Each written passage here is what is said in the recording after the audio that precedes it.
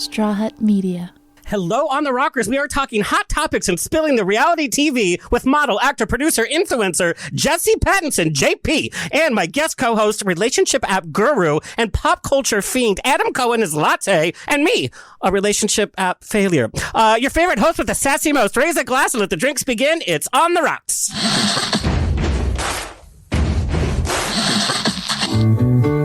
Thank you for being Boulevard. Life is a banquet, and most poor suckers are starving to death. I'd like to propose a toast.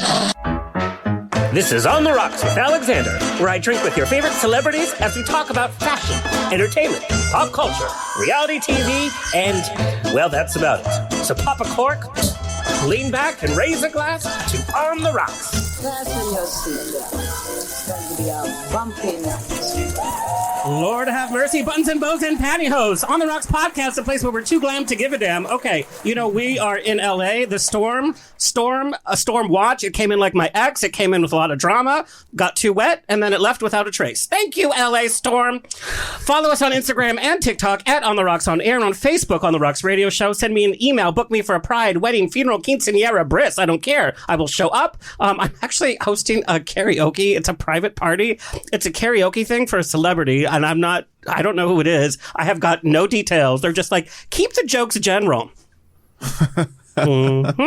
Info at ontherocksradioshow.com. Send us your comments, guest requests. We've been filling a lot of your guest requests, people that you want on the show, we've had on the show, which is great. Also your guest questions. We have your burning questions for JP tonight. Again, email us at info at ontherocksradioshow.com. The show's presented by Straw Hut Media. You can watch and or listen to our now over 330 episodes at ontherocksradioshow.com for free. You can watch us on Apple TV, Roku, Amazon Fire TV, on the Outlet.tv app, Facebook Watch, streaming with Pride on SVTV, and for some reason we're on Channel 31 in Boston. Why Boston, Tony? No clue. They love us in Boston. All right, let's get the show on the road. Returning to On the Rocks, Adam Cohen-Asl, or ACA, A-C-A. That's an older pics because you have no promo pics. We got to get you a photo shoot. Seriously. He's the managing director of, we do.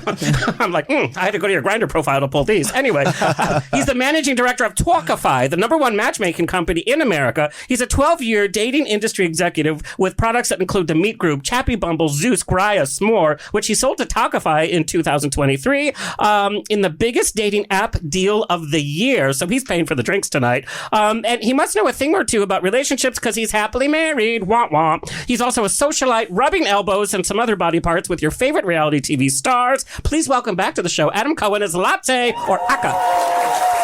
ACA. ACA. We got JP, ACA. I like it. Yeah, I have no fun acronyms. I have to get one. I'll make one for you. Okay, all right. And you're visiting from New York. I am visiting from New York. I'm so excited to be here. It's great. You have been zipping all around. You were at Disneyland. You were doing a show with another popular podcaster today. You've been hobnobbing, as usual, with all of the stars. Yes. Do you ever get any chance to rest while you come to town? Well, it was a hurricane. And an earthquake. Yes. And my hair got frazzled. So it was quite a weekend that we had. But I'm very happy to be here. And what we love when you come visit. I love you two guys. Well, we have a lot to talk about. I know. On the show, we're talking about Jesse's career, but we're also going to do a lot of hot topics. Okay. But I wanted to chat with you just a little bit. Yes. What is the state of dating in relationship apps? Are people using them more? Are people burned out from relationship apps? Are people going on dates from the apps or just hooking up? What is going on? Yeah, I think a lot of people are sick and tired. I think we've heard this so many times. We're sick. We're swiping. And do we get into relationships? So if your goal is hot sex, I think they're working for a lot of people. But if your goal is something more, if you want something more substantial, if you want an actual date, if you want to get to know someone, I think it's harder than ever. And so you're seeing apps like Bumble and Tinder start to offer higher levels of service, matchmaking-esque, trying to get into our space, which is in Talkify, which is customized dates for people, planned dates for people, high quality vetted people, and amazing experiences. So I think we're moving in that direction. It's like you guys do all the homework so that we don't have to because we're busy people. Why do you need to spend 40 hours a week swiping on an app to lead you nowhere for 5 years? I'm not saying you specifically, but maybe and you. My thumb is a little tired, I'll be honest. Are gays using Grindr more than relationship apps? Look, I think that Grindr does its job really well, and I think it's going to take someone very I don't know who's going to take, but someone has to knock them off of their, podium that they're on. Motto, I know. Archer, I know. Someone else? You know what's coming up? Boop, boop, boop. What? Sniffies. Oh, I heard about that. Yes. Sniffies, I'm going to be honest. I love Sniffies because Grindr has become a relationship app where people want to talk and then they want to do coffee dates and then it's back and forth. It's really become conversational. And it's too much for you. I talk for a living. It's like, I want to do that in real life. And it's like, if I'm on Grindr, like I got a few minutes, like boom, boom, boom. Just come over. Yeah. Yes. So Sniffies is literally, I'm right here. Here's explicitly what I want. And I could even see where you are. Boop, boop, boop. And it's like 10 minutes or less. It's like Domino's pizza. Like you get your meat hot and fresh when you want it. But do you know, I hear it's very big in South America and especially Brazil, in Rio, actually. Yes. Sniffies is? And Jesse was just there. So maybe you can Is that what you were doing there, Jesse? Mr. Sniffies? Some customer research. Yeah, exactly. There you go. Doing a little research down there, just a little global research. The only thing I'm a little nervous of using those kind of apps in other foreign countries because sometimes a lot of people use them to trap gays. Yes. So that is dangerous. Be careful. Be careful. Were be you careful. careful, Jesse? Well, you're here, so. Oh, yeah. Look how big he is. Who's going to take him careful. down? And I was Are you with kidding? I don't even know how about to answer that joke. Whatever, There's a joke however there, you want to but deal with it. we gotta- Okay. Yeah. All right. But I'm just curious because I know a lot of gays are now looking for more substantial stuff. Yes. In my friendship circle was before it was Grindr. And so people are now going back to apps that they've tried or brand new apps. Yes. So I was wondering if that's where the direction of Yeah, our I community think you're is. right. I think that, Bumble launched Bumble BFF because it was finding that people want to have actual cool relationships. And then if it becomes something more, then great. But I think that dating apps have become intimidating, especially to women. They don't necessarily want to be on that app being harassed by all these guys. Is there a way of doing it that's more fun, that's more open, that's more honest, maybe community kind of events that they go to? So I think we're starting to see a little bit of a change for the better. So I'm excited. Okay. All right. Well, we're going to talk about all that and more with our guest, Jesse Pattison, JP, proud Seattle native. He's been trailblazing his way through the entertainment industry in LA for the past decade. From dancing world tours and viral videos to commercial TV and film to producing and directing, he's done a bit of it all, and we've been watching. His most proud work is working alongside, of course, J-Lo and Owen Wilson in Marry Me, as well as his role as lead pit crew, member of the Emmy Award-winning show RuPaul's Drag Race. And his current sites are there he is. Hi, girl.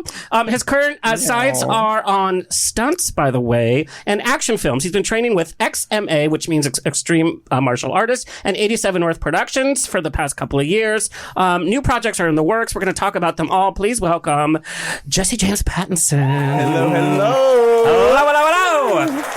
So Pit crew. Okay. You rang. Oh, honey, I rang. Ding, ding, ding. Is growing up in Seattle as depressing as people say it is? No. Okay, oh my gosh. Spill the tea. Like, It's so amazing. It's just that homegrown feeling. It's just like I couldn't imagine being raised anywhere else. I was raised on the river, like in the sticks, just north of Seattle. And it was amazing. It was so disconnected. Maybe it was like during the time when we didn't have social media and phones and all this stuff. But we were building tree houses and doing all the fun outdoors activities just right outside our house. So it was amazing. I loved it. well, and what kind of kid were you? And like, I know you did track, you did football growing up and all that, but you got into modeling like at 10, and then you were like on the road by 18. But like, what kind, were you the jock kid? Were you doing theater? Like, were you quiet? Were you nerdy? Were you like He fake was emo? building What was tree going on? houses, he just said. Yeah. So you were lesbian. Yes. Lesbian. Okay. We were all thinking it. Yes. I was one of those very just kind of all over the place kids. I was like, I was part of every single social group. I never like fit into like one clique, and I think that's kind of been like the story of my entire life. Like I've always been like too gay for the straight crowd and too gay for the too straight for the gay crowd. Kind of friends with everybody. Yeah. I never had like one little clique. So I was more extroverted. I'm a Leo, so I'm just in general like a very outgoing person, kind of showy, and a lot of people would say just showy and vain and all the things that come with the I don't Leo. get that from you. I mean, other than your Okay. Instagram. We have yet to Which determine. could be for work, but could be for work. No, but I have great get things about that. my personality Yeah. too. It all comes from my mama. Well, okay. So tell us about your mama. Okay, so my mom, sweetest angel of the world, she passed away unfortunately in 2000. 9. I am so sorry. Right when I was 21, and she raised me with the biggest heart. She like took care of Joe Schmo, gave her last dollar to him if he needed it. Took care of like all of our family, our aunts and uncles. She has 7 brothers and sisters, a huge family on both sides. And she really did everything for us. Took me to all my auditions, all my shows, commercials. She really pushed me for really what my passion was. And I didn't get that support from anyone else. So she was the main driving factor of why I came down to LA. And I pushed so hard because I was like, I can't give this up, because she gave so much. She sacrificed so much for me to do this. So I have to carry that on. There's no way I can drop it. I absolutely love that. I have a very close relationship with my mom, who recently passed away.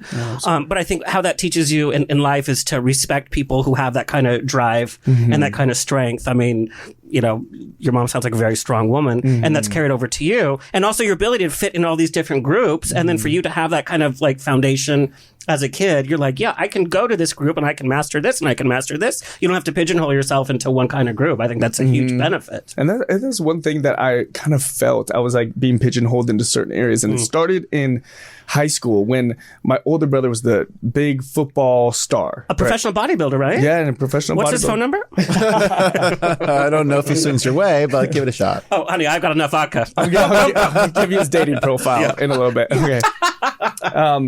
But no, he was the big track star and a football star. And when I came into high school, automatically the coaches were like, football.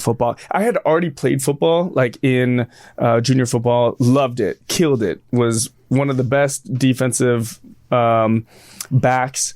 And going into high school, it was just very intimidating and a lot of pressure. And I just felt like I was cornered.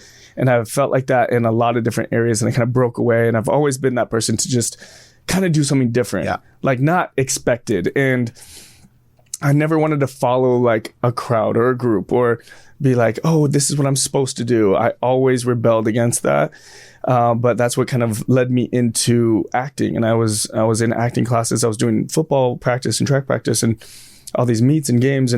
But I was also doing these auditions and commercials. And that's when I really fell in love with the theatrical and artistic side of my personality. I was going to ask you what inspired you to kind of get in the entertainment industry, you know, kind of growing up by a river and building tree houses. What kind of movies were you watching, or what really inspired you to be like, you know what, I want to get into acting? You know, it was so interesting. My family friend was going down to LA and every summer and auditioning, and I was seeing him just absolutely crush it. He was doing music videos with Michael Jackson. He was doing movies, his first movie, Hollywood Safari, where I saw him on the big screen. And he did another movie with Elijah Wood. And I was just like, oh my gosh, like this is possible. You know, we're family. Like we act this same exact way. I was like, if he can do it, I can do it. That's for sure. That's and so that's what really inspired me to really believe it was possible.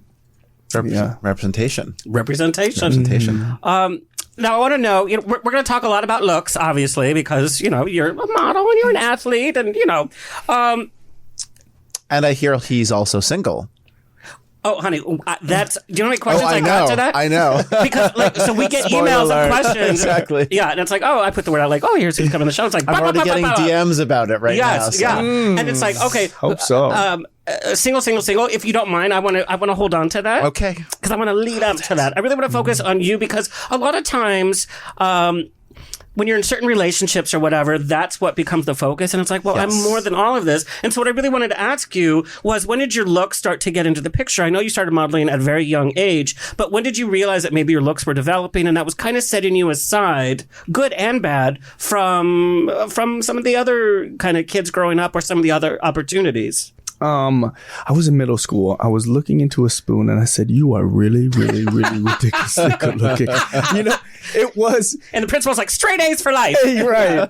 I just batted my eyes, got myself through school. I was golden. No, it was nothing like that. But, you know, I did get little whispers here and there like, oh, you should model, you should do this. And, you know, that's when I started, teaming up with people, photographers, and signing with an agency, talking to people, and just kind of putting my feelers out. When I was 10, 11 years old, I was doing acting and modeling classes.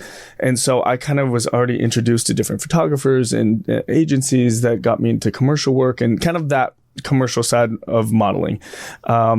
So I knew probably high school that was the direction I wanted to go in. And as far as look wise, I was just like, I'm, a good looking kid, but nothing like Tyson Beckford or anything like that. But as I was going, I started getting really interested in it, and modeling then took over when I got to LA.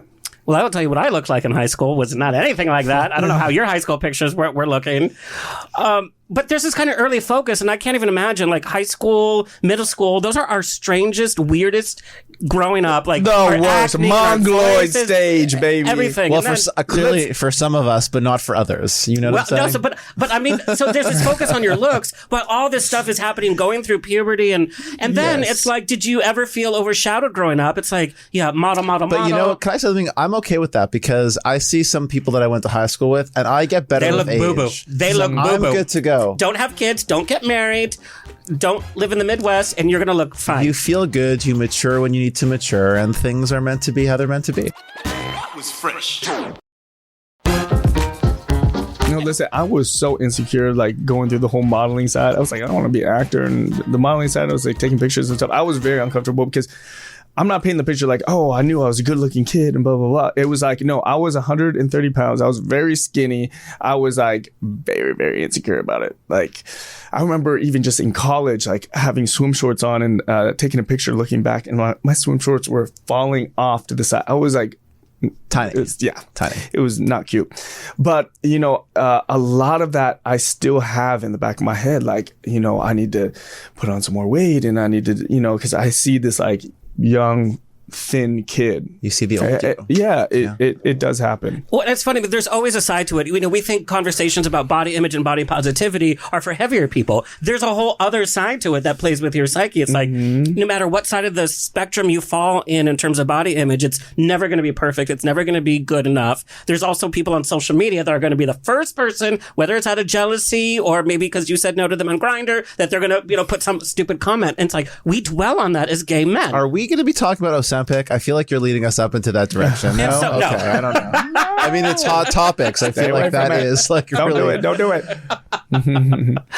Okay. But let's do a hot topic, shall we? Okay. Let me see here. Oh, okay. This is a good one. This actually got sent to us. Oh, Lord. Are these the questions that people write in? I'm nervous. You didn't ask me for questions that I had also for Jesse, but that's okay. We'll save it for later. No, we have a whole conversation, girl.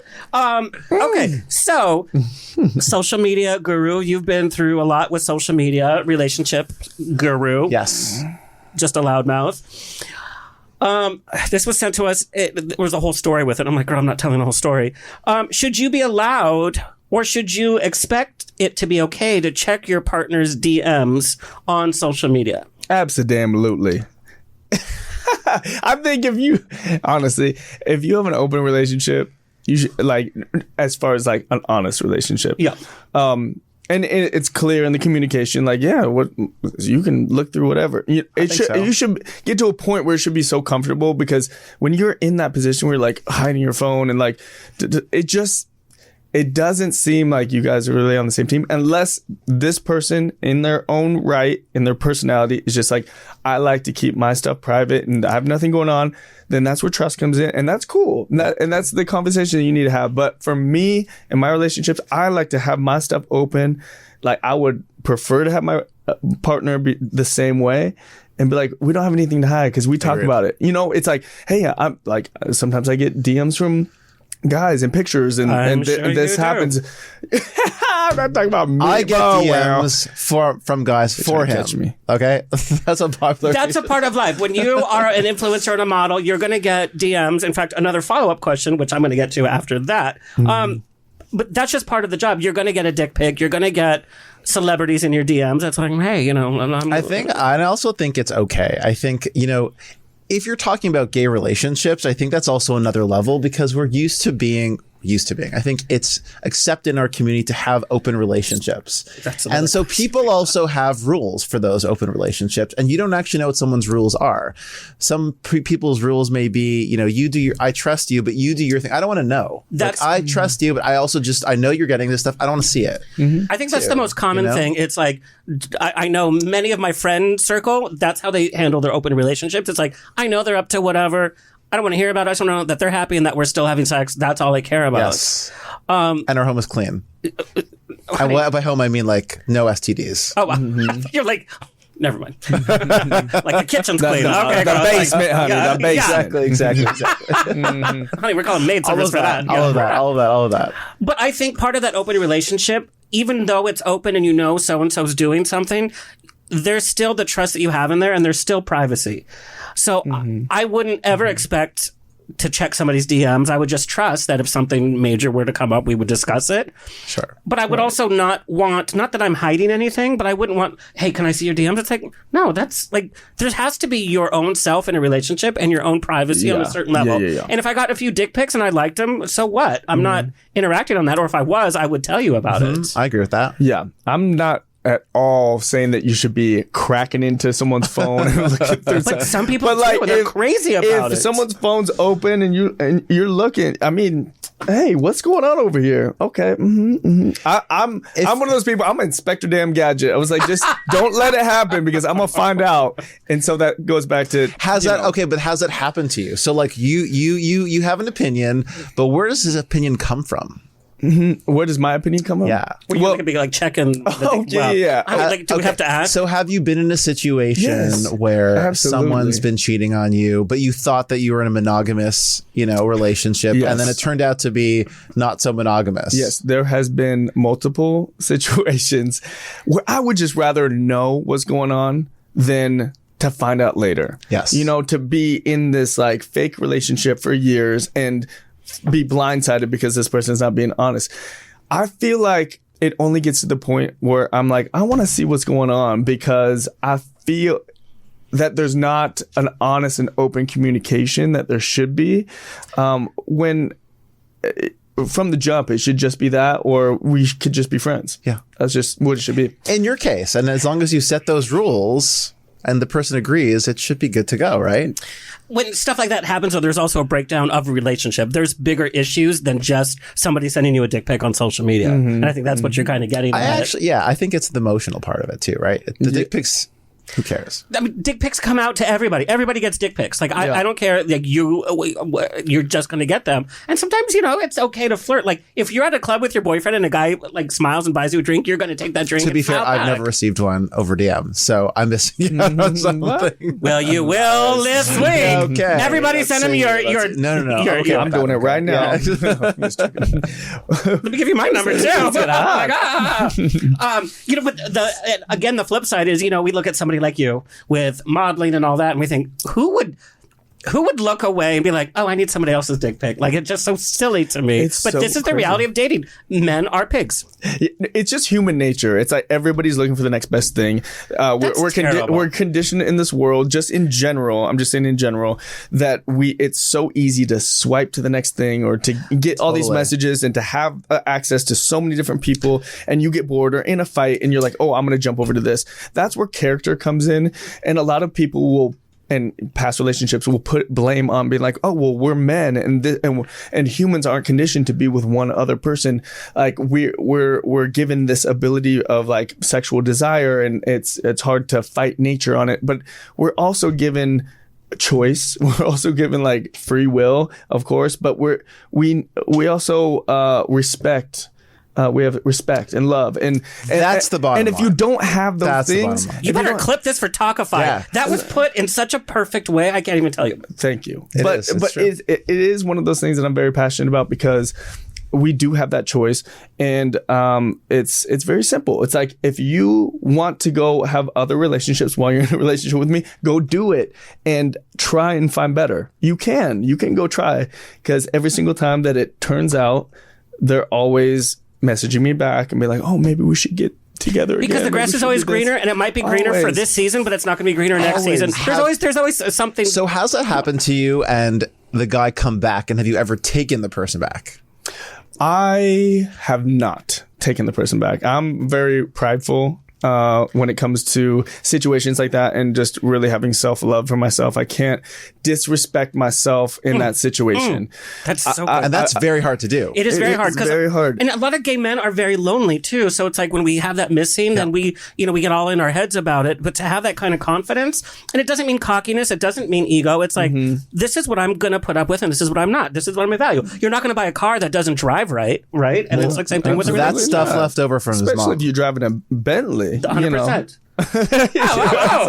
He's got a Bentley here. I'm driving like a Nova. No, What's a Nova? It's a 1979 car. It's a classic.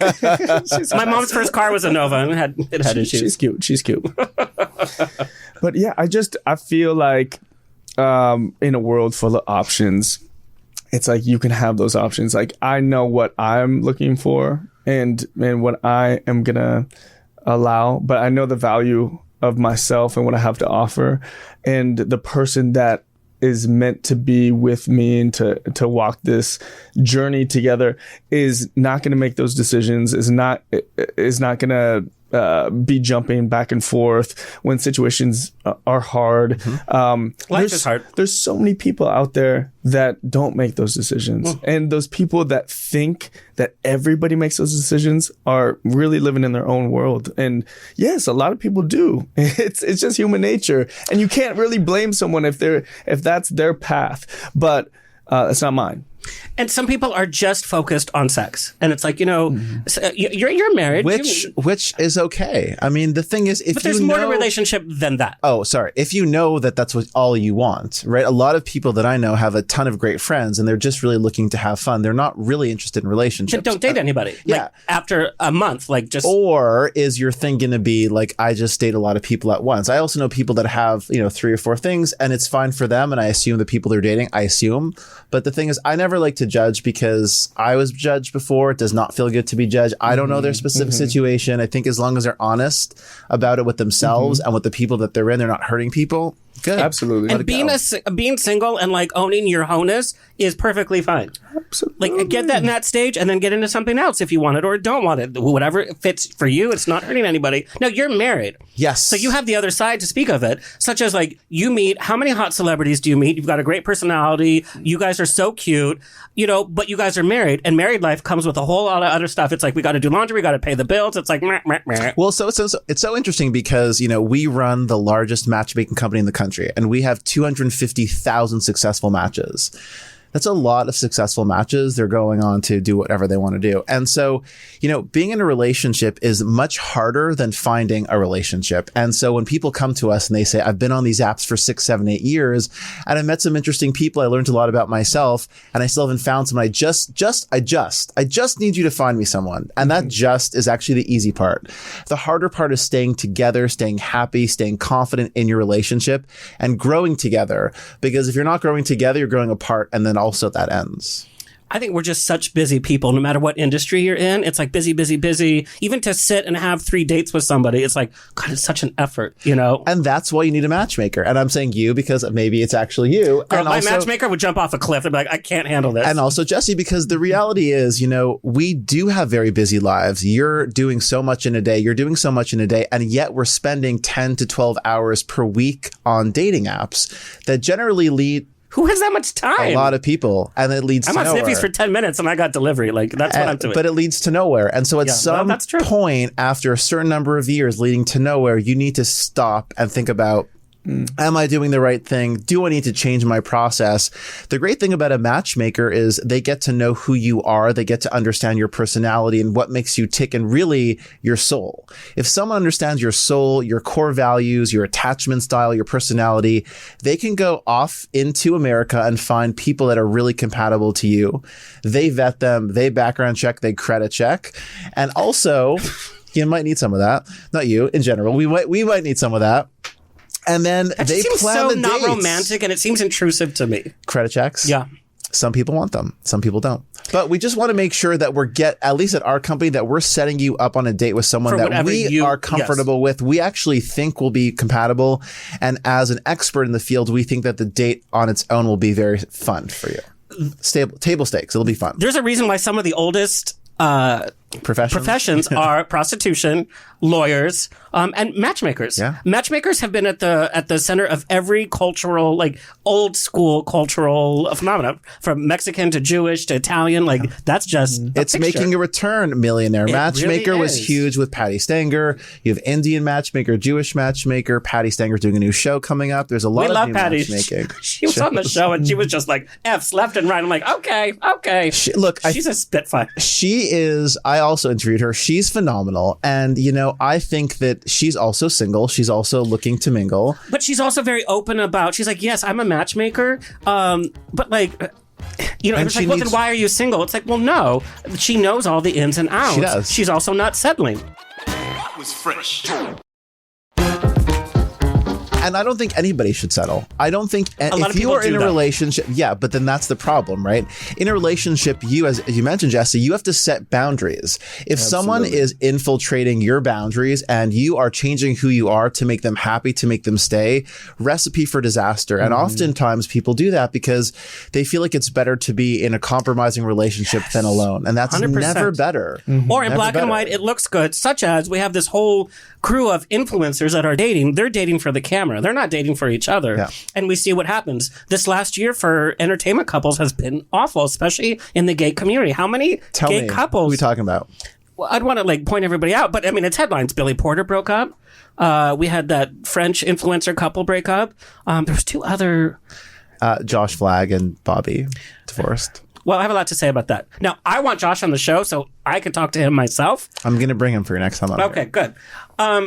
He's a very interesting character. I'm not sure he's in it to find love. This is my assumption from reality TV. And we know reality TV only shows us the drama and whatever. And I've never sat with him for more than 10 minutes in person.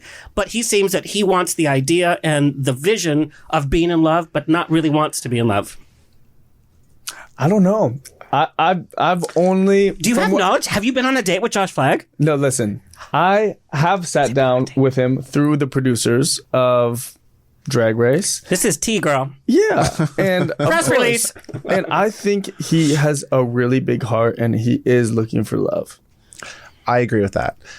I think I would just say from the single conversation I had with him, he seems like a very amazing, big-hearted guy that went through a very hard relationship and break up. And the reality is, I think he's not a great picker. I think he ends up picking with his eyes. And what happens when you do that is that's what I mean. He's not wanting to be in love. He wants the physical part of that without understanding that that's not all a person is. I think he wants to be married with kids. He'd be a bad dad.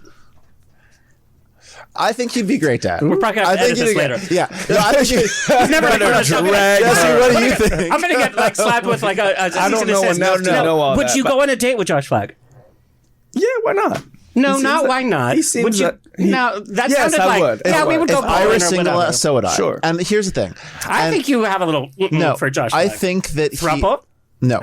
I think that he is searching for his soulmate and he wants to have a family. I think that for him, he looks on Instagram, he sees who his friends are dating, and he starts looking at just really pretty faces. And we know Instagram only shows us the best part of it. But most people do that. It's not just him. All on these dating apps are all swiping for beauty because if you look on Tinder, 85% of what you're swiping on is a photo. You don't see anything else. So all of these apps, our lifestyle is set up to judge people based on looks and instead of getting to know them. Yeah. But there's that second part. I've dated people I've had zero attraction to that are not even in my this is my type. And I've been in relationships with them because I got to know them. And it's like, in fact, I date people I'm not into. You gave them a chance. You gave them a chance. But you could have easily said, oof, and they lowered my credit score. Thanks so much. Just teasing. Okay, let's get back to JP because we're going to tackle more of these hot topics. But you didn't ask him if you would date Bobby, by the way. You just asked about Josh. Would you date Bobby? Bobby! Not Bobby Brown. I don't really know Bobby like that. Would you date Bobby? Bobby? No. That's some tea right there without saying it. That is some Bobby tea. from the same show. They were married. Josh and Bobby. Got it. Yeah. Don't know him. Yeah. But I think the marriage was from for what show. from what I've heard, then no. But You heard one side of it. No. Bobby's. By the way, I don't mean that in negative. I think he's a great guy. He's actually here. Come in. No. Oh my God. I think, look, at the end of the day, everyone's deserving of love. And after knowing him, I do feel like he does want to be in a relationship. He's really looking, and he's looking in different ways, and I think he'll find it. But he's so showy. And again, it's what I see on reality TV. Yeah. It's like, bigger house, name brand. That's not somebody that you can attach yourself to. That's the picture. That's not who that is. That's the problem with most reality TV too. Like we see RuPaul's Drag Race, right? They are in drag for the moment of being in drag because that's how they make their money. Are they always wearing drag? Are they always acting that way? I don't know. You know more than I do, Jesse. Are they? Well, they're definitely not in drag all the time. Okay. Ask Ru. And they are running around looking for boys all the time to get into drag. Yeah. Yeah. It's hard. Yeah, it is hard. Yeah, it's hard to be this character all the time. I feel like it's kind of what we do in social media as well. It's like there's a level. That's what it's there for. Where you're a part avatar, you know. It's reality TV. It's some of it's for show, and some of it's just an exaggerated version of it. Like you watch these reality shows. Okay, we all know all these housewives, and they're definitely similar to how they are on the show. An exaggerated version of it. Some people are identical. A lot of them are who they are on the show. Okay, and so it makes it hard to date. Those people still want to be in relationships, and so they need to get off TV. Then their reputation precedes them, and that's the problem. They're judged. They think they're dating that, right? And like somebody looks at your pictures, they think that they're dating JP the model, you know. And it's like, or the pit crew. It's like, well, no, I don't like. Hey, girl, I watch Drag Race every minute I get. No, it's a job. Yeah. Would you date a drag queen? Yeah. Did you meet anybody during Drag Race? I'm one of those people. I'm from the years I've lived on this planet, I have gone from dating a 5'2" Asian cheerleader to a 6'5" like tall African American man to just all height sizes. It's just like I started realizing it's like internally the most important part, as cliche as it sounds, it's like if this is the lasting part that or my soul is going to be able to have longevity with somebody else, and looks are kind of secondary. It just is. So like I said, we're all human, and that's going to be our natural reaction, but then what follows after is what you're saying. Mm-hmm. It's like the reality. Yeah. But the reality, you need all of it. I've had amazing connections with drag queens. It's so funny. When I first moved down here, I was deathly afraid of talking or even like being close to a drag queen. Yeah, in the river. I mean, yeah. I mean, I only went out to the A clubs like a handful of times just to kind of see the scene. But like when I saw a drag queen, I was like, oh my gosh, don't talk to me. Don't like get close to me. I'm like, why was I like that? But as I moved down to LA and I had mutual friends who were drag queens and started getting to know some of these amazing, most talented LGBT performers of the world. And then falling in love and being a fan of Drag Race, and then now being on one of the biggest drag shows and like having such amazing connections with so many of these queens that I can't even imagine like how I was thinking that. So it just goes to show like your perspective changes. You're not the same person. You don't look at things the same way. And yeah. But that's exactly a dating app. You were judging them based on the little that you knew because you were scared. Date 1 through like 5. But so imagine you didn't swipe past all these people and instead you're like, you know what? I'm just going to swipe yes on everyone and let's have conversations and see what happens. No. What is the worst that's going to happen? You're going to waste a lot of time. You're going to play with people's emotions. Maybe. And then it's like, maybe you're going to meet the love of your life because you judge someone based on the height, their weight, their whatever, their skin color. But that's not the love of your life because that's only one. We talked about that's only one side of the relationship. Let's divide a relationship. You have to get on a date though. You got to meet them in the real world. Right, but we have to be attracted to the person for sure to begin with. Yeah. Like, I understand everything. I know Grindr went through a lot for saying I'm into this or that or this or that. I am some of this or that gays don't want. I'm okay with that because when I go to a restaurant and I order a burger, I don't want tomato and I don't want onion in my burger. I just don't want it. I just don't want it. I don't want to eat it. I will never want to eat it. That's okay. So why can't a menu kind of be that way too? Well, I think humans are more complex than a hamburger. And so I feel like... Honey, it's all meat. It is all meat. I'd rather spend time with a hamburger. No, but at this point, I'd rather spend time with a hamburger, I'll be honest with you. Ouch. For them. But no, look, I think that, people are complex. And I think that being in the dating world for so long, what I've learned is a lot of straight men don't take good photos. And so, we think they put their best foot forward. Know. They they don't put their best foot forward. So women are staring at these horrible photos. They don't know what's right and wrong. And so they're really trying to read the profiles which don't exist. So what are they to do?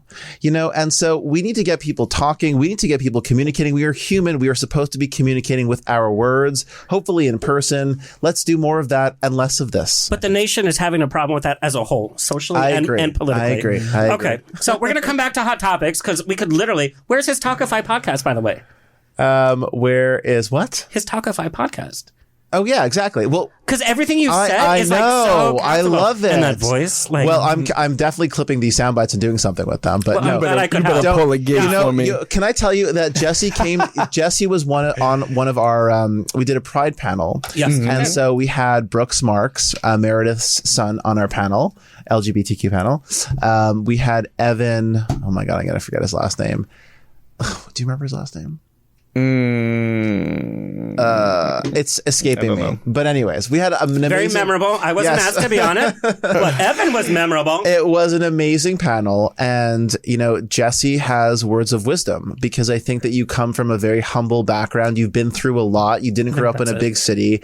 So you've had to transition. You've had to change and you've had to be more accepting. You didn't have to, but you learned. And those scary things weren't so scary. And I think in the dating world, in the dating land, a lot of things that scare us, it's just that we've never experienced them before. And we can't just rest on certain things. And, I know we've talked a lot about your looks and modeling and all that, but that's not all you have going. And I have to tell you, we've had influencers and models on the show before, and right away I'm like, oh my God, they are just doing their Instagram personality here. That doesn't cut it here on this show. You know that. I know that. And so everything like you say, like I believe 110%. So we'll look for his Talkify podcast. Yeah, you better pull a gig for me, girl. Thank you. I like it.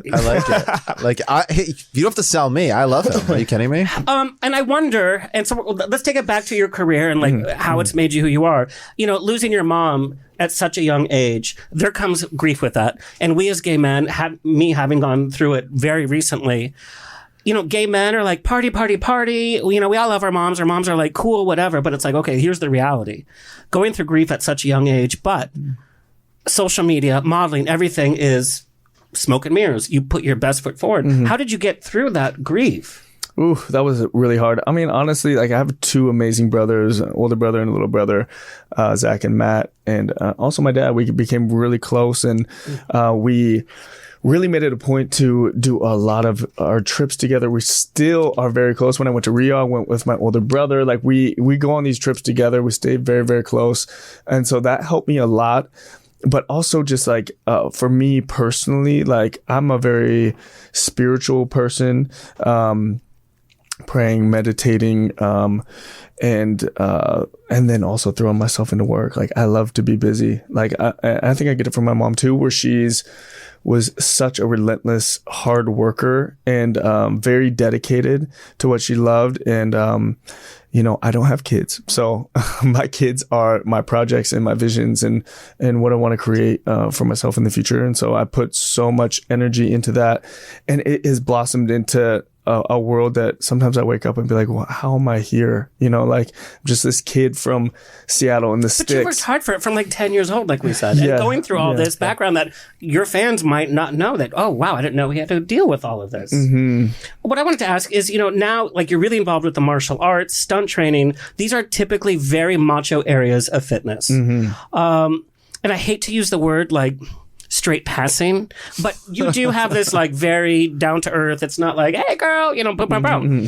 Have you ever? I can turn it on, girl. I was gonna say he's been working. He's been working. Honey, that wasn't even a real good tongue click. I'll tell you. Let me Ouch. Are you okay? Do you need a napkin? It was like, I get it. Yeah. Okay. I can't even do that. I can't. I don't try to. I levels literally of my cannot do that with my tongue. I can't do that. Okay. No. I can roll my R's. So I'm an embarrassment to the Mexican culture. I can't roll my R's at all. But have you ever felt the need, because you want to get into action films and things like that. Have you ever felt the need? I am in action films, actually. What kind of action films? Well, I have a scene for Beverly Hills Cop 4 that's going to be coming out soon. So I'm basically running into this SUV and we plow through this like huge chain link fence with water barrels, and it was really intense. It was my first like action scene, so very excited about that. I like it. That's amazing. We had Z She's a lesbian, and she is one of Hollywood's top stunt performers. And when she started, there was no women that were doing her scenes. Love it. And so I want you guys to sit and chat. Yeah, absolutely. Yeah. But being in that kind of culture, you know, not that you're like, you have to be out at work, like, hey girl, can I borrow the stapler? Or like, blah, blah, blah. But there also is like, okay, we're in macho Hollywood. We're doing stunts and, you know, we're fighting and we're punching. Have you ever felt the need like, okay, maybe I need to shift my sexuality back? I always do in like every area. I'm always conscious of it because I've worked in areas where even just like bartending or serving or like the restaurant industry when I first came out here. And when people would find out that I'm gay, I can automatically tell. I'm an actor. I read people, their body language, their eye contact, their tone of voice. Like you cannot get it past me. I know what you're thinking. And when things change in the relationship dynamic or how you view me or the respect level, it changes. It does every single time, and I'll get talked to a certain way after that, and I've seen it so many times. So I was very nervous. XMA and 87 North Productions were doing a TV show basically about stuntmen in LA, and so they were casting for it, and they're filming it over a 2-year period, and so they chose me along with 3 other people from my class and interviewed us right away. And so I was just like so nervous. I was like, am I going to talk about my sexuality? It's like, I don't know. You know, I don't know about your personal life, but I did. Yeah. I absolutely. You should always be 100% authentic. And if they don't want you, or this person doesn't cast you, or that job disrespects you, it's going to put you in a better position. It always has. This is a double-edged sword. We probably all know people that are still in the closet that are bigger names. Such as who? Who are we talking about? Yes, right. Let's call them right now. All the dirty laundry. And there are people that have come out. Did you fill up your glass? No. There are people that have come out recently, and they said if I would have come out earlier, I wouldn't have the big voice that I had. I did an interview with Adam Lambert from Metrosource magazine. He said the same thing. You know, he was doing like trying to be the straight thing in the American Idol. He's like, well, I have this voice now. Might as well just like bloom, bloom, bloom, you know? And he's more popular than ever before. That's right. That was fresh. There's a few other actors who have said if I would have come out, then I'd just be doing these little gay parts and these gay independent films, and that's it. Maybe. Plus, Maybe, but you don't know. You shouldn't force anybody to come out. But when the cameras start rolling, they start asking you these questions. I can imagine the fear. And it's like, why does it have to be? And in fact, one of the questions I have for you is you are introduced as, oh, here's actor Jesse. Here's part of the pit crew. Here's a stunt. Here's a producer. Here's a model. But it's never, the headlines have never read openly gay Jesse. And we know other people in our community, that's the first, thing is openly gay actor, whatever. And you haven't fallen Well, victim. he was also on RuPaul. They're not going to really ask you about that. They're going to just assume But still, but these titles are still used like on Entertainment Tonight and all yes this. and no. It's like even on Pit Crew, there's a lot of straight models. There are, which people have issue with, by the way. Which is ridiculous. Wait, how do we know who's straight? How do we know? It really is ridiculous because it should be for You don't everyone. know? I mean, I watch it just because I'm a fan and I like the fans, show. Chad, we know immediately who's So, straight. okay. I love that there's straight people on the show as drag queens and This as is hot. pit We're crew. going to make this a hot topic. Because It's an LGBTQ show. right, but we need also a crossover and we need allies. It needs to be all of us. It doesn't bother me. It doesn't bother me. It doesn't bother me. I'm just saying that that's a hot topic. Now, if the whole show is being run by straight people, that might be a problem. Okay, I love that the whole show is produced and ran for the majority by the LGBT community, and it makes it what it is. So great. That being said, the executives at the top level, which we know from the strikes, are still, no offense to white men, are still the old white men that have no clue what's going on in real life. Yeah. They're still making... The problem is that Drag Race was making too much money. It was getting too much attention. It's too much of a cash maker to put aside. That's why it's popular, not because Hollywood's being progressive. I think the world is becoming more progressive, and shows like RuPaul are helping to educate the world and let them be less scared of what they don't know. Right, but the decision makers at the top that only care about money, money, money, So that's fine. I mean, it's making money. That's great. And it's also leading to so many more spin-offs in the LGBTQ community. And also WoW Entertainment is doing really well. Also, And WoW does great documentaries, by the way. I will say, when RuPaul first came out with the show, it wasn't this instant cash money maker. Oh, I you know what I'm know. saying? You can still see like the set shaking from people. Yeah, like, walking season behind. 1. Do you ever watch season 1? Yes! They've come such a long but way. they were And they're like- still getting airtime. It's not necessarily because it was such a big money maker. It was because it really meant something and it hit the hearts of more than just the LGBT But it went to community. logo first, and then their sponsors grew, and you know about sponsors. It grew, and then it went to VH1, to MTV, and now it's like There were gay every advocates country. behind that show, just so you know. There's people that really 100%. wanted I'm not saying diversity in that, entertainment. Yeah. but the final decision is money. Yeah. And you can have the best. Well, now LGBTQ entertainment makes you money. So Yeah. hopefully we'll see more of that on the air. Hallelujah. On network TV too. I think that would be, everyone keeps talking about the gay bachelor. You know how the senior citizen bachelor, which I'm very interested in. Of course, I'm in the dating world. Did you see the trailer? I fell asleep. I think it's going to be amazing because I know my mother's not single, but if she were, she would be hilarious dating people. And I think it's amazing. I would love to watch that. I would love to watch that. But then there's this gay. So there was a gay bachelor, right, on logo with Prince Charming. Finding What was it Prince called? Charming. And of course, Lance Bass had something to do with it. Okay, great. Anything gay, Oh my God, he's I'm so like afraid of the show. person. Everything clip. Okay, Yeah. So it's fine. You're not saying it. I'm saying it, and I like him a lot. I say anything. There's more than one gay person that can host a show in Hollywood. Okay, it doesn't have to be Lance Bass from NSYNC. Mm-hmm. So, but anyways, I wanted to add to that. I wanted to add to that so bad. I get somebody's jobs that they say no to, and so when I know that they say no, first thing I'm like, I'm going to get a call. And guess what? Like, burp. And it's like, oh, okay, I'll do it. I don't care. Oh my God. But okay, so there was the show, and the show was all about he ended up being a porn star. It just played into all the stereotypes of what we already know, and we talked about this last time we were on the show. Yeah. Like, what do you think about a gay pride parade? And I grew up not knowing a single gay. I'm from Montreal, very liberal city. I didn't know a gay person. I came out really late in life, and so to me, when I go to a gay pride parade, I never felt comfortable. It always felt like so extreme to me, and I always said it would be so nice to have gay pride parades where it was more inclusive, where you saw the lawyers and the doctors and the different things that you can be, plus everything else. And I similarly, I think that the show played into all the stereotypes of being gay in relationships and all the sexual things that can happen in the house, and not just gay love. And I think it was missing a really good opportunity to say, this isn't scary America. Guys can love guys, girls can love girls, and we can do everything in between. Prides have definitely changed, though. Prides do include lawyer organizations, doctor organizations, and now they're including our sober community, which we forget about all the time. Yeah. And so that's a whole different aspect. And the new show came out, DILFs, where it had older men and young gay guys. And What's that on? Out TV.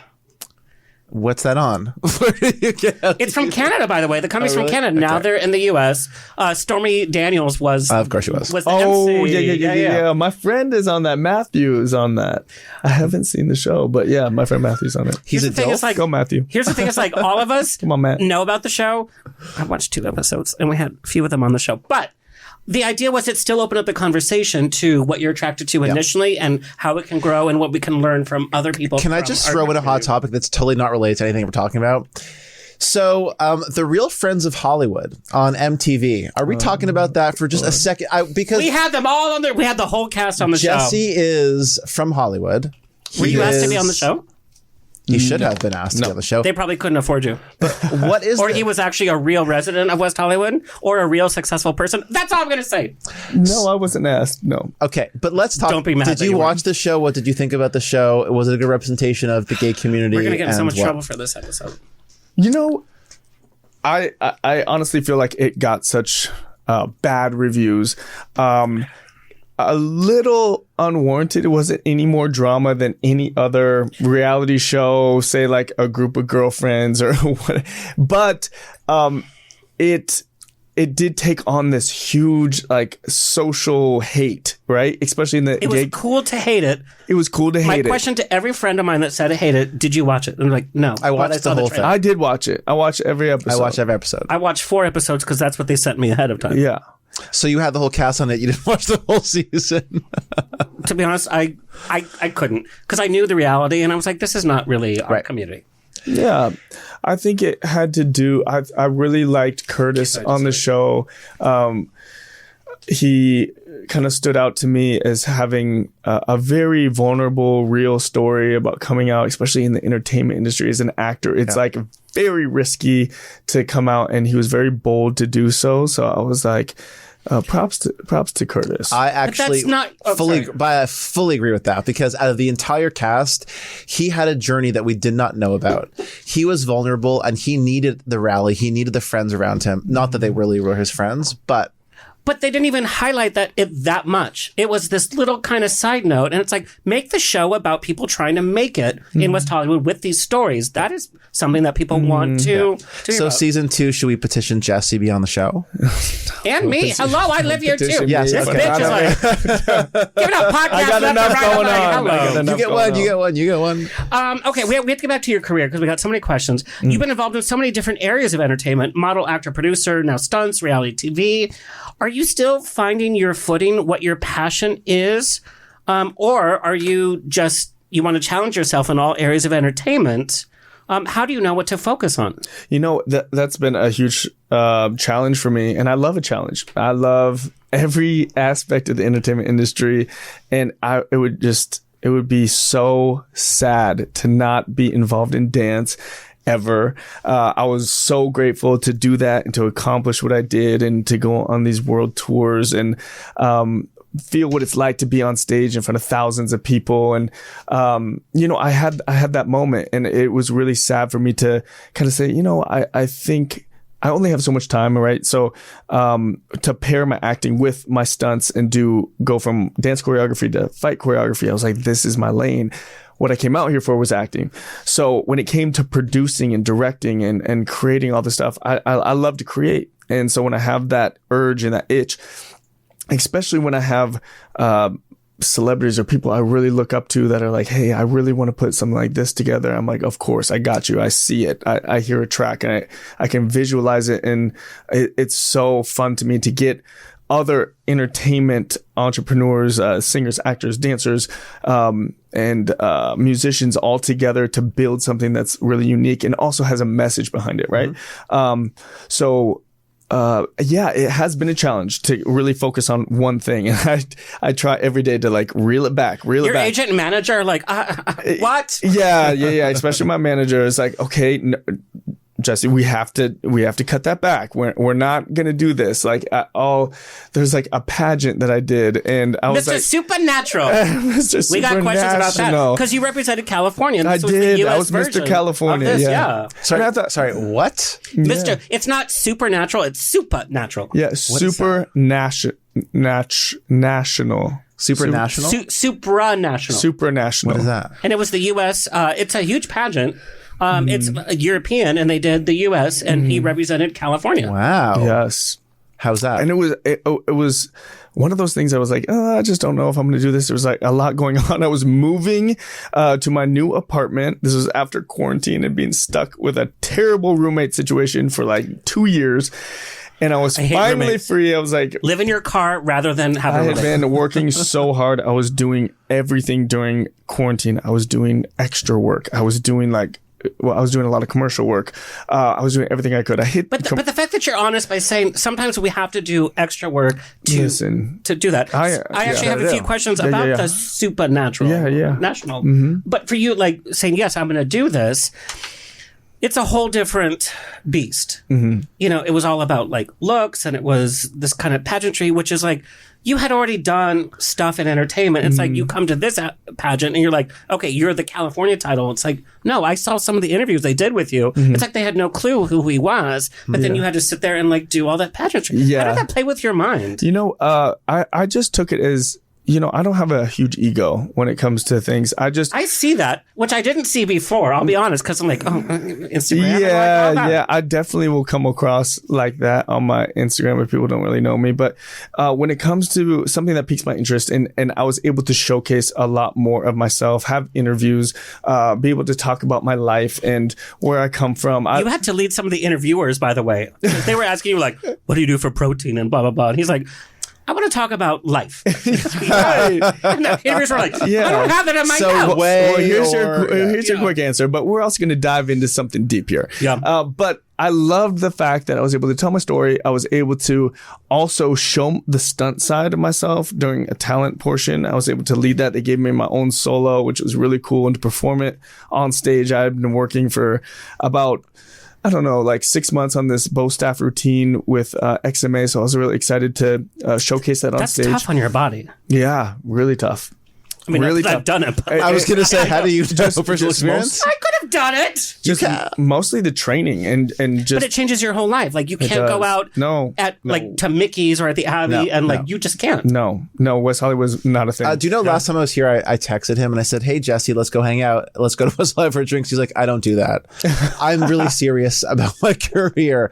And I was like, oh, He's God, drinking it makes water. me I don't so know if I bad. said it quite as short and cold no, as that. No, in a longer, nicer way. And Right, I was like, right. just let's go hang. But yeah, absolutely. Like Monday, Wednesday, Fridays, getting up at 5 in the morning. I'm going to bed at 5. I used to get up at 4:30 when it was out in Santa Monica. It was just like early, but I was so dedicated. I was like, I'm not going to miss a class. And I did it for about 2 years. And this is the first time I've had like kind of like a break from classes and to just kind of regroup and put some footage together and talk to some producers and be like, this is what I have. And I'll be getting back to class very soon. But yeah, it's very difficult on your body. You're starting super early, 6:45 in the morning. You're going for 3 hours. You're doing warm-ups, and they're intense warm-ups to where you're dripping sweat for sure. And then you're going into solo routines, and you do that 3 times. You film it in front of the whole class. You do your bow staff routine 3 times, and then you do it once and film it in front of the class. Wow.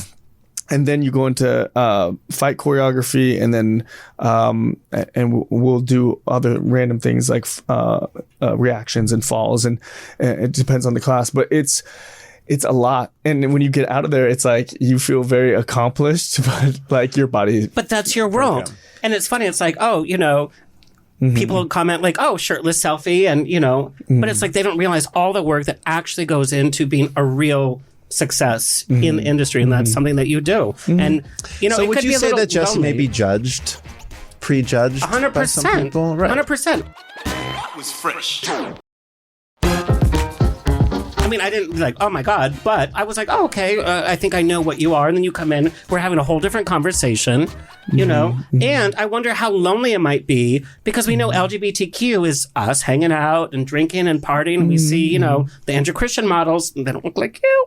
But they're out partying, whatever. And that is part of their They're cute, culture. they're cute. But it's like, when you have to wake up so early and you have to take care of your diet and then you have to go to bed, you kind of miss out on that culture. Do you feel a little isolated from the LGBTQ community? Definitely. I don't go out to West Hollywood. Very rarely. I'll do it like on a blue moon, on an occasion type thing. Like when I'm in town? What if somebody asked you on a date and be like, "Hey, you want to meet at the Abbey?" What would I you say? roll. I would not. I would That's not a go hot topic. We're going to talk about a that next. date at the Abbey. No, I would agree You with got that. the wrong No. one. I would agree with that. A date. Oh, maybe this is a hot topic. maybe at a really beautiful Take me on a beach walk. beautiful restaurant with a nice view, or the beach, or like anything creative. Runyon like it could Canyon be you would something like, free. walking Yeah, the dog. exactly. He's a Runyon guy. Look at him. He's a Runyon guy. No, I'm a You want to climb outside up LA Runyon. hike guy. I He's love XMA. waterfalls. He's like Yes. lifting boats in San Pedro Harbor. He's Kayaking, like, this is canoeing. my Let's go thing. pitch a tent. We get it. I do Oh, this in honey, my I've been sleep. pitching tents this whole episode. Okay. But just, that it down. can be free. It just needs to be creative. Like West Hollywood is such a stereotypical gay place to go, especially the Abbey. I'd be like, no. I'd be like, I'm That's where you busy. take your grinder date. Not, I'm brushing not my this hair day. that night, actually, so I can't. I would agree with that. I'm sorry. I could do a I whole wouldn't episode do about it. your response, Yeah. Okay. We don't have time to get into your responses. I think You you have guys a whole list know, of hot topics. to literally, share. we have so much. Let's hit it. We don't need to go into details, certainly not. But parts of your life, relationship, has been talked about on display. How did that affect you to have kind of this high-profile relationship that was such in the spotlight?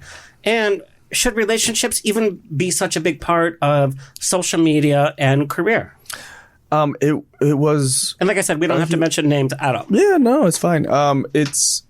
the high profile relationships that I've had like probably multiple. So one that's very well known. And How did I not know? I don't even know. You don't need to speculate because I know. So, I mean, there were headlines, and what media does, like take Britney. It loves you when you're on your rise, and if there's issues, the media is going to be the first one to tear you down. Who said something mean about him? I will come for them. No one's ever said anything mean about me online. Honestly, it was my ex-boyfriend. And there was an article that came out that talked about his ex-boyfriend that was not me. So we had... I mean, how are they supposed to choose just one? I mean, it should be fairly stated in the article, but you have to read it. You know, it's obviously someone else's name, who's his ex. We broke up. He dated someone else. This person cheated on him terribly while they were on tour. It was like very disgusting. And my ex-boyfriend drug him all over the internet, like really bad. And me and him were the most visible relationship he's ever had. And so automatically people assumed that it was me. And that was really hard for me. I had already been going through heartbreak because when we broke up, I had nothing. I put in so much into the relationship, and I had no car, I had no money, I had nowhere to live. You also gave up your brand. Everything that you had built up to that point was yours. Right. And like you said, you kind of gave it to somebody else. Right. I feel like I wouldn't turn back anything. It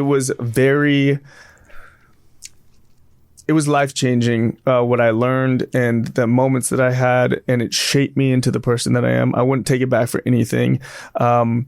I still have a lot of love for the person. I'm obviously not in love with the person, but I'm one of those people that can forgive because that's the place that they were at mentally in their life.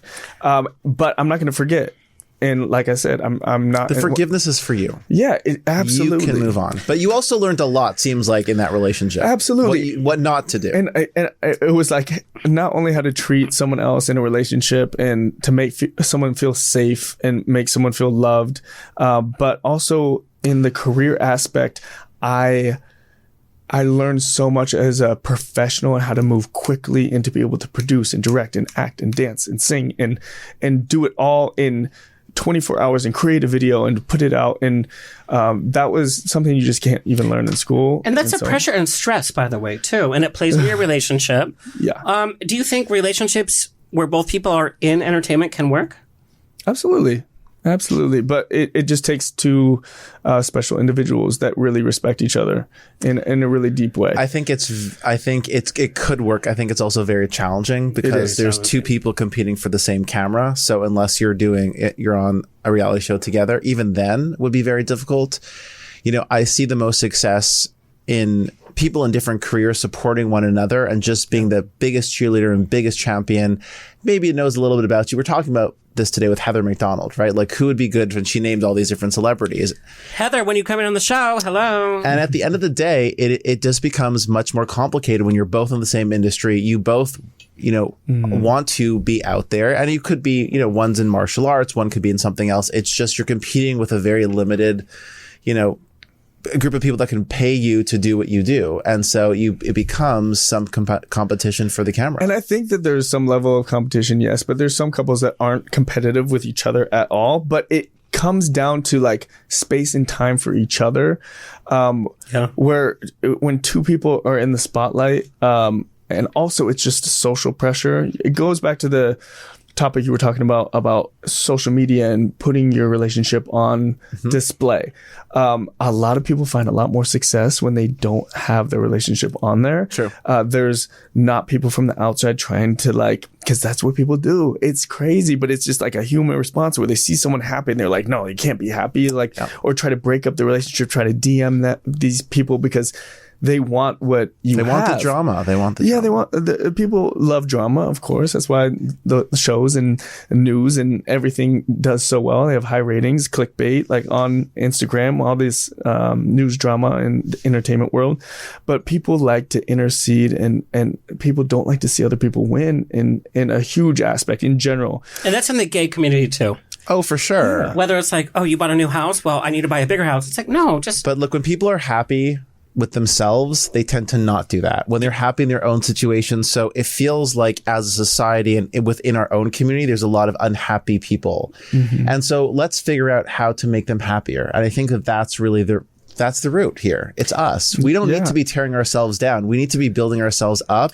We need to be supporting each we're not other. going to be blaming anyone, because look at the state of the world. We're all not doing 100% okay. Okay, it's a hard world to live in right now. So like a lot of that frustration, anxiety, stress is channeled, and our channel is right on our phone. It's like the app that I just like automatically will be flipping through Instagram and be like, I have to turn this off. Like I keep finding myself opening the app. But sometimes it's our business too. It There's is. like, I don't want to be on social media, but then I'm going to lose this money or this interaction. Exactly. Jesse, do you think if that relationship that we're talking about, that we're not going to talk about, do you think that if it wasn't in the media spotlight, it would have survived?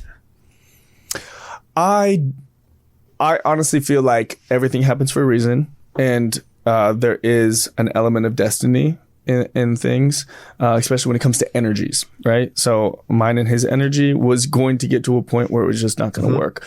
I think it just sped things up faster and it caused a lot more heartbreak for me, being so exposed and putting so much on it, and having the world really like see me fall in love and kiss this person on documentaries and YouTube channels and holding hands and really becoming really out for the first time to the world on a big platform, multiple platforms. That's another question we got is when that relationship went public, that really did out you as an actor, as a producer, everything. And it's like, were you ready for that? Did you even have a conversation about that?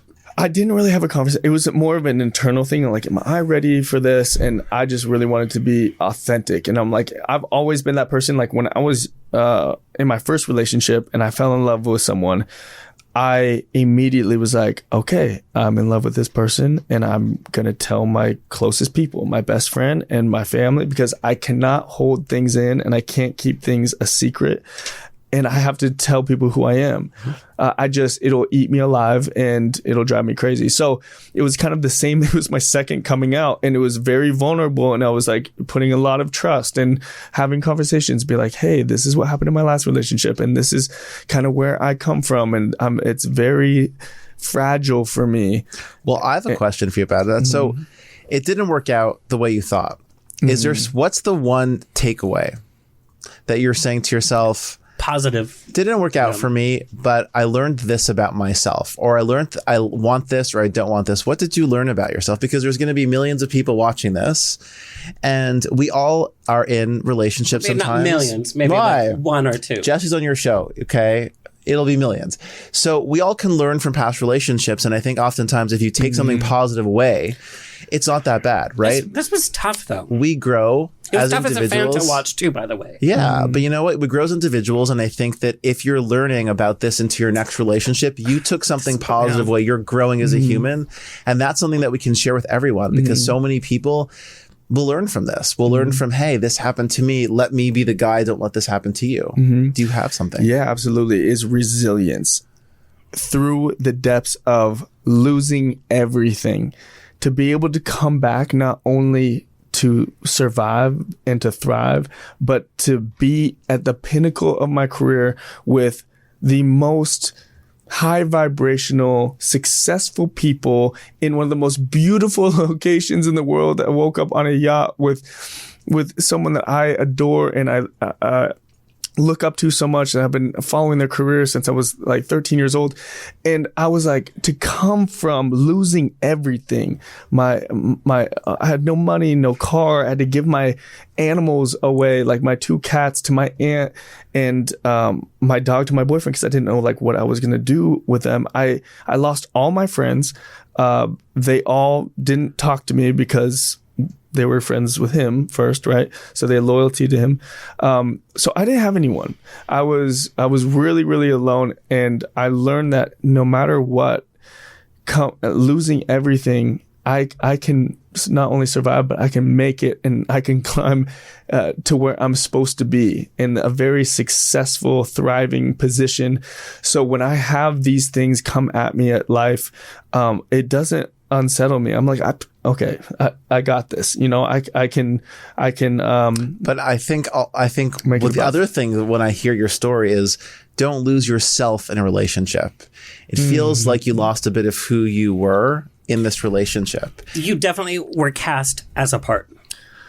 I believe that I kind of knew my position in the whole situation. I knew that what we had was real, that we really loved each other, that we went above and beyond to show it all the time.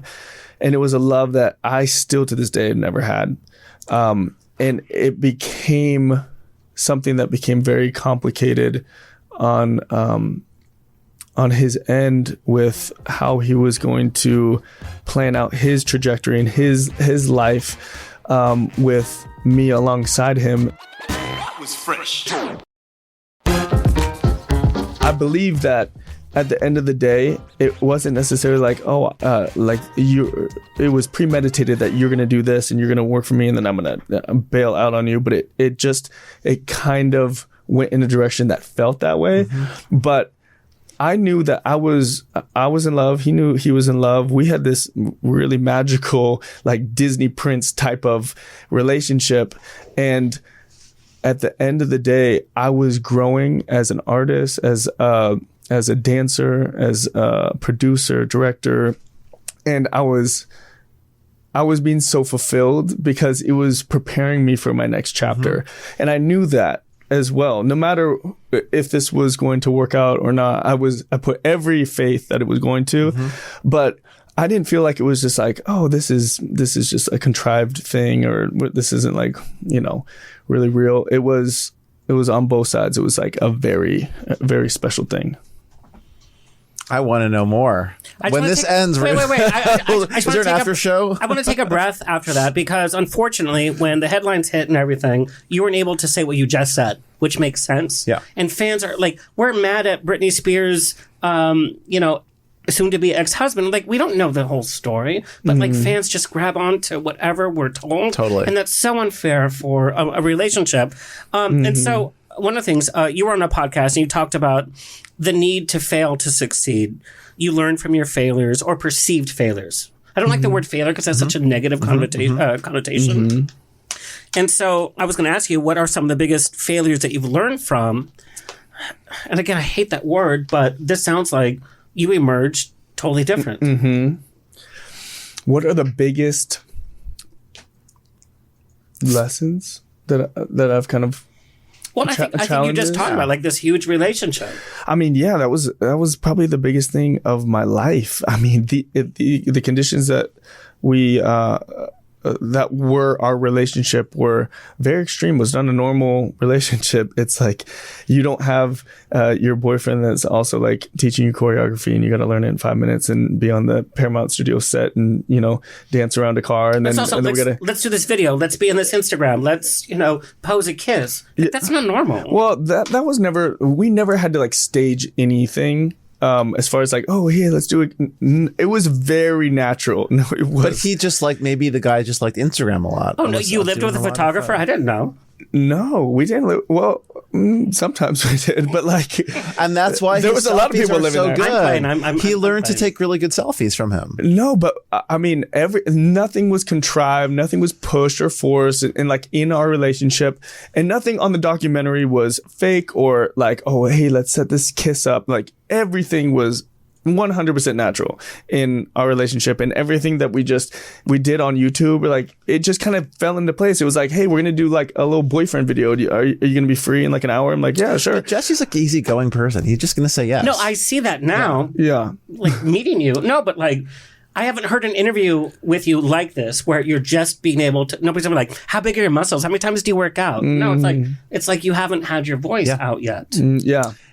And we found it. Yeah. 100%. And I feel like he's there's gonna a have his new podcast on Talkify. Yes. I'll announce it. That's coming out soon. There's just so much. There's so much that. There is so much. We have to answer some of your fan questions. Let's do it. How is Jesse Pattison the person most different than the person we see on screen or social media? How am I the most different than what? I really don't know how people see me on Instagram. I can only assume that they see me as kind of like this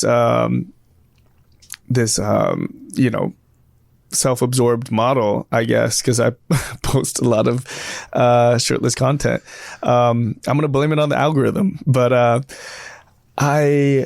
I think the biggest thing that is different than my quote unquote avatar from social media is that I have the biggest heart in the world, and I'm very, very loyal, and I'm one of the best friends to all my friends, and everyone can attest to that, even my exes. Sounds also like he loves love. I love love. I love love, and I love relationships from even like the smallest run-ins with like people that I see every once in a while. Like I even ran into a couple of people I haven't seen in a long time at out in the park at Six Flags, and we just gravitate towards each other, and we just we have this bond, and I love those types of relationships, from small to the relationships I'm in to even my exes. Like I have a good relationship with my exes, except for my first one. We don't talk about him. We'll dig into that later. Yeah, after that's show a material. whole nother podcast. My best friend is somebody I was in a relationship with 8.5 years. Best friends, we talk 40 times a day. Wow. That means you were in a good relationship, right? Yeah. Yep. But yeah, I have a huge spiritual side to me. I'm not a very religious person, but more spiritual. I was raised Christian. And I get a lot of this from my mom. It's a side that people don't see. A lot of the areas that I give back, and I don't post about it. I'm not advertising it, but I stand for a lot of things that I don't necessarily post on social media. Jesse, what's a big moment from your career? Not success-wise, like, oh, this was the biggest credit or anything, but a moment in your career where you're like, you could breathe, and you're like, yeah, this is a good moment. And it's something you don't talk about. You did like promotion for J-Lo, by the way. Yeah, that was really wild. How is she, by the way? Incredible. She's... You know what promotion he did. Okay, that I saw. Well, I will answer this first. My favorite moment where I was just like, this feels really good. I worked really hard to get to this point. Obviously, it has to be in the world of acting, because I've been doing this since I was like 10, 11 years old, doing classes, thinking that's all you do. You just go to class, and this is, oh my God, it's so much fun. But for a kid in Seattle, that's what you do. Yeah, I was like enamored by it. I was like, this is just so much fun. And then I learned that you can go on auditions and be on set and make money and go to like Sundance Film Festival and like do swag suites with Kim Kardashian. I was like, oh, well, yeah, I'm gonna do this. But it wasn't until just recently when Marry Me came out, and I was doing a scene, my first scene with J-Lo. She's coming out of the concert venue. They cut my scene down to like a second, so you're not going to see it much. Welcome to Hollywood. Welcome to Hollywood. But I made the choice to just be uncontrollably crying as her fan, as like I was the neurotic #1 fan of hers. And 2 scenes in the film, and I was just bawling, crying, and we did that take probably like 12 times, and so I would reset and then like start crying again. 12 times? Yeah. What was going on? What was going on in the scene?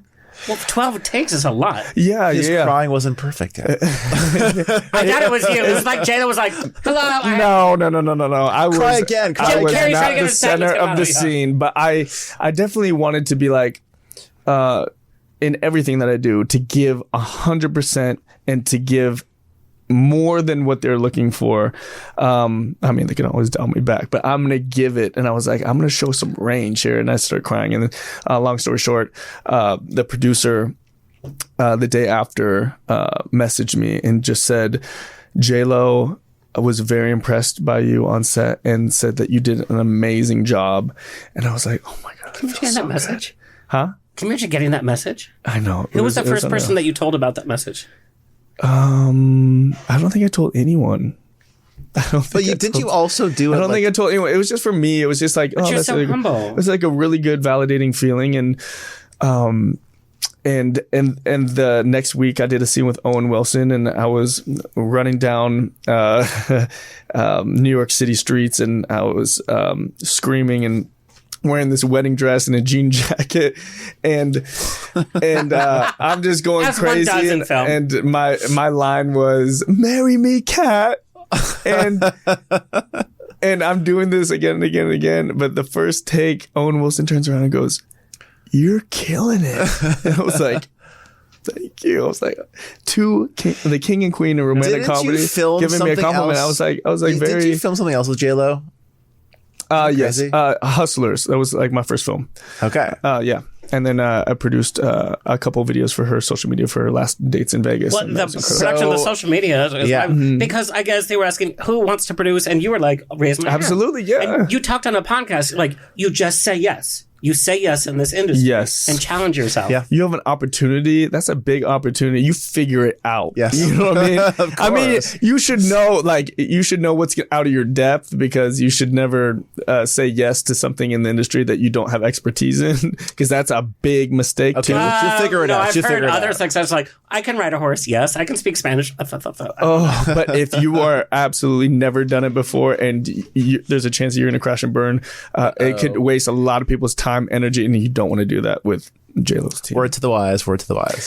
Jesse, we have literally, we asked so few questions. Wait, this has been an hour and a half? Yeah. Oh, okay. Wow. Work. Tony has to go home to his husband. He may have not met on Talkify.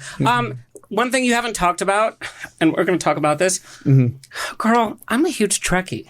You probably don't want me to. You probably don't. Yeah, we can talk about it for sure. He was in a fan film of Star Trek. What is a Phoenix? What is a fan film? It was like It's not licensed by Paramount. He played Lieutenant. What was the last name? Carco. Yeah. Oh my God. I haven't said that in so long. Yes, it was so fun. I'm a huge Trekkie. Like, the nerdiest. Like, okay, let me show you my wallet. This is why I don't have a Louis Vuitton wallet, because it's Star Trek. I love it. That must have been interesting. Shout out to Leo Roberts for casting me in that. That was really fun. It was awesome to be on my first like major set. And with some amazing actors, and they've been doing it for a few years at that point. And these Trekkies are for real. Yeah, it was really interesting to like hop into that character and put on this like military hat. And I love Star Trek too. I love Star Wars. I love all that stuff. I'm a nerd. Star a lot Wars of people is here. Star Trek is here. Yeah. Agreed. I was going to say, because they built the shit out of you, and it was for you. It was like, okay, that was a job, and move on. But I'm like, he's in Star Trek. Oh yeah, I was feeling myself. I was like, you had a uniform. I put the costume on. I was like, oh, this is it. Yeah, it was really fun. Yeah. I just had to mention that. That was my you guys. start. We are so out of time, and I'm really sad because all the hot topics, everything. Where can we find and follow you, Jesse? So on Instagram, you can find me at Jesse James Pattison. TikTok for JP. That's pretty much all I'm on. And Give you my Talkify profile in a second. After his podcast we'll link that in. Yes, I think. Yeah. Okay.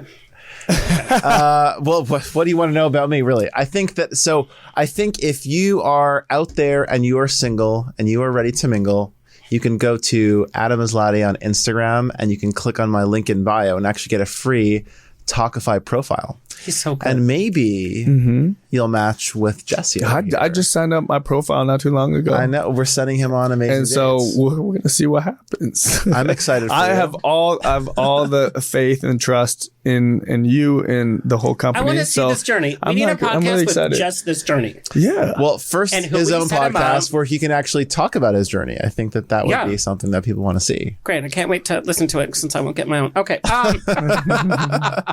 You guys look so cute. cute on camera, by the way. Oh, stop it. Anyway, well, that's all, folks. It's always a grab bag of fun here every week on the Rocks. A big thank you to our engineer, Tony Sweet, our social media clip editor, Alexis Mendez. Coming up, we have multi-Tony Award winner Christine Ebersol is stopping by in studio. She's in from New York for 3 days, and she's like, I have to do On the Rocks. Remember she was in Grey Gardens? Hello. We also have a celebrity wine tasting coming up. We're getting 2 Golden Globe winners wasted on a brand new winery. I love that. Please like, share, subscribe so we can continue bringing this fabulous show programming your way for free. Until next time, stay happy, stay healthy, stay sexy, and if you drink, stay tipsy. We'll see you next week. This has been another episode of On the Rocks. Tweet me and slide into my DMs on Twitter and Instagram at On the Rocks On Air. Find everything On the Rocks for free at ontherocksradioshow.com. Subscribe, like, review, and share. Until next week, stay fabulous.